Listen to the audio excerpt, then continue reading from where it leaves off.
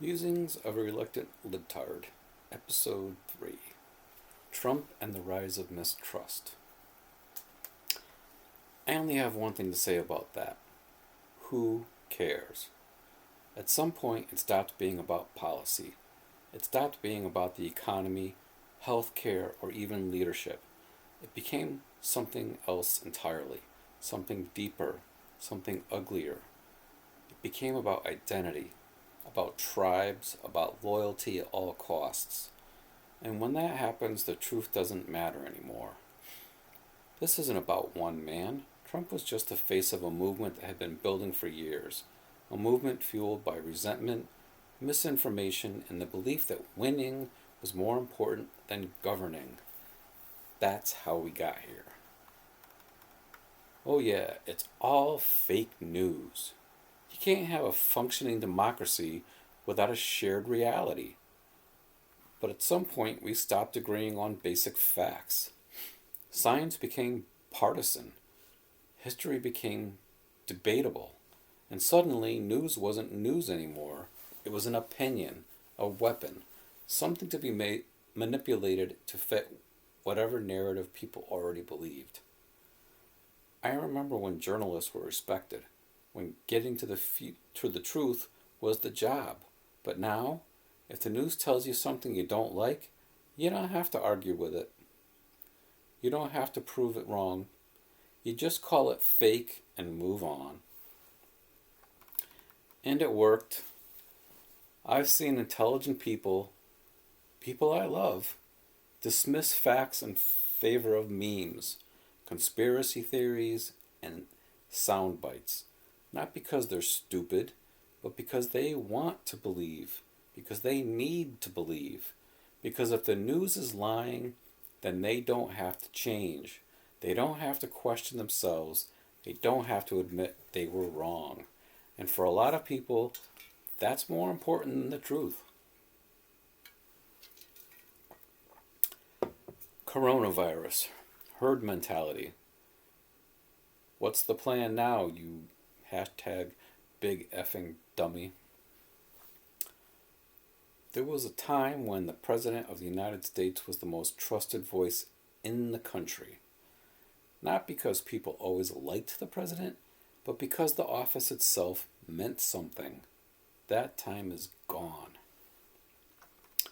When Trump took the stage in the middle of a global pandemic and started talking about herd mentality, it should have been a joke, but it wasn't. It was our reality. The reality where people looked to a man who mocked science, ignored experts, and lied daily about the severity of the virus. And they believed him. They followed him. They risked their lives for him. And he let them. Because winning was more important than leading. Because admitting he was wrong was never an option. So instead of a coordinated national response, we got chaos. We got denial. We got a country where wearing a mask was a political statement instead of a public health measure. And we paid for it in lives. Supreme Court vacancy. It does not matter who they put up for this seat. There was a time when hypocrisy had consequences.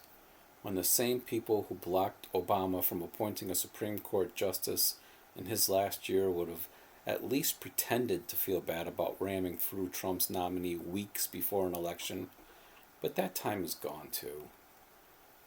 Now power is the only thing that matters. Not fairness, not precedent, just power. And if you're still expecting consistency, if you're still waiting for integrity, you haven't been paying attention. They don't care.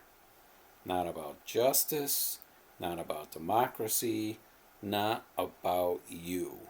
They care about winning. And they assume you're too tired, too distracted, or too divided to stop them. Trump's view of the troops. You can't be for the troops and at the same time for the president who speaks about troops this way. For years, the Republican Party soaped itself as the party of the military, the party of respecting the troops. And then Trump came along and called fallen soldiers losers and suckers. And nothing happened.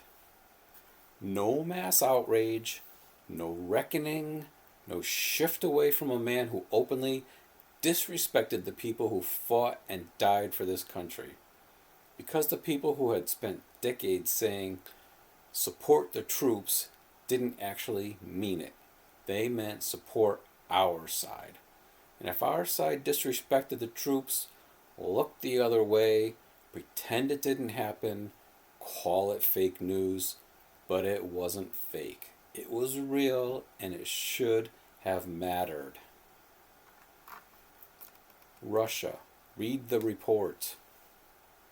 Remember when collusion with a foreign power was a bad thing? I do.